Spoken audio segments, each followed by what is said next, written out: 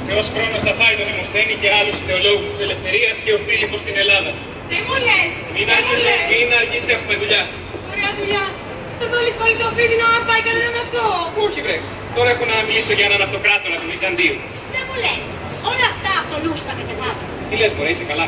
Οι τσέπες μου είναι γεμάτες με αποκόμματα από βιβλία.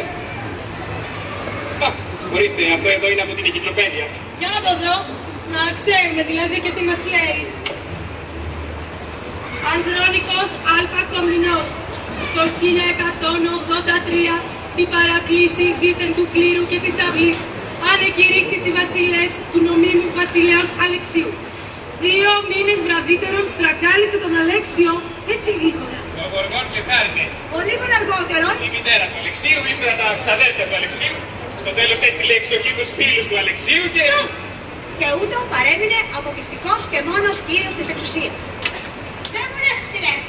Αυτό έχει ξαναγίνει. Πού αν έχει ξαναγίνει. Ξέρω κι εγώ. Εμένα κάτι μου θυμίζει. Πολλά λες πάλι, Και ύστερα τι έγινε. Τι να γίνει. Ύστερα έμεινε μόνος του. Του άρεσε η μοναξιά. Στάσου καλέ. Τα παραλές. Ήταν ανάγκη να ξεβγάλει όλους τους άλλους για να μείνει μόνος του. Τόσες ωραίες ερημιές υπάρχουν, Αλλά άλλο η μοναξιά στην ερημία και άλλο η μοναξιά στην εξουσία. Δηλαδή. Αυτή είναι μια ιδιόρυθμη μοναξιά που η κοινή θνητή δεν την καταλαβαίνει. Κάτε, πηγαίνετε μέσα τώρα, κουβέντα θα πιάσουμε. Γιατί να με πιάσουμε. Βρε πουλάκια μου, αυτή η συζήτηση σας το έχω πει χρειάζεται πιο λεπτή σκέψη. Αντί θα καταλαβαίνετε δηλαδή αν σας έλεγα ότι αυτή εδώ η περίπτωση είναι κυρίως εξής. Εσύ ας πούμε, είσαι ο Ανδρώνικος και στέκεις μοναχό σου εδώ. Απέναντι είναι λαός. Εκατομμύρια λαός, αλλά που συγχαίρεται που σε βλέπει. Παρ' όλα αυτά εσύ μπορεί να λες ό,τι θες. Ό,τι σου κατέβει στο κεφάλι.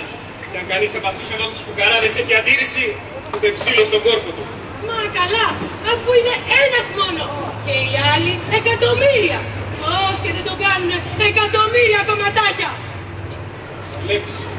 Γι' αυτό σου λέω πως για να το εννοήσεις χρειάζεται πιο λεπτή σκέψη. Ναι, αλλά δυστυχή παπάς. Ότι εμένα κάτι μου θυμίζει. Βρε πήγαινε μέσα γρήγορα. Γιατί καλέ, επειδή κάτι μας θυμίζει. Μέσα γρήγορα. Αντί μιλά. Κυρίες και κύριοι, εγώ λέω να μην πούμε άλλα για τον Ανδρώνικο και τη μοναξιά του. Μια υποσημείωση μόνο. Με τέτοιους αυτοκράτορες δεν είναι περίεργο που λίγο αργότερα μας πήραν την Κωνσταντινούπολη οι σύμμαχοί μας οι Σταυροφόροι, στους οποίους προηγουμένως είχαμε παραχωρήσει και βάσεις και λιμενικές διευκολύνσεις και περάσματα για τη Μέση Ανατολή. Ως γνωστό δε όταν την ξαναπήραμε είχε τέτοια χάλια που δεν συνήλθε ποτέ πια. Γι' αυτό και οι Τούρκοι δεν δυσκολεύτηκαν να πάρουν θάρρος και να της δώσουν τη χαριστική βουλή. Ας ξαναγυρίσουμε όμως τώρα στον Ανδρώνικο μας, για τον οποίο θα σας πει περισσότερα, ένας επαγγελματίας δικάρος της εποχής. Είστε με χριστιανοί, βοηθήστε με τον Ελένο και 3 άνθρωποι. Είναι ο μοναδικός ζήτουλας στη βασιλεύς. Με τη φτώχεια μου προσβάλλω την αυτοκρατορία μου και τον αυτοκράτορα. Όλοι είστε πλούσιοι, ευτυχισμένοι. Ζήτω αυτοκράτορας μας ο Ανδρώνικος. Είστε με τον Βιναλαίο, το όνειδος της πατρίδας.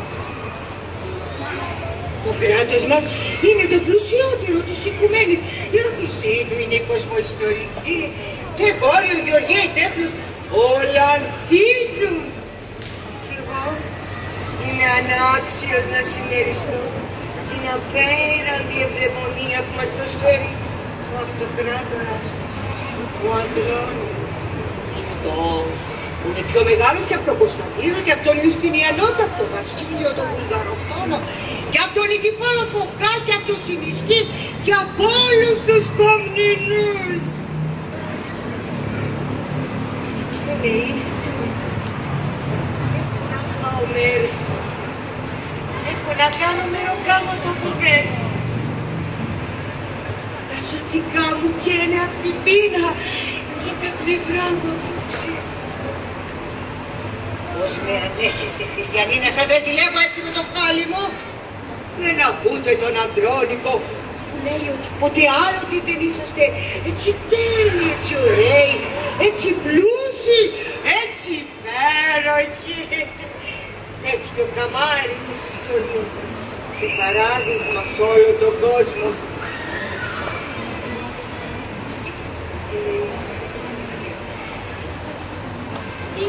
δεν πιστεύετε τον αυτοκράτορα μας.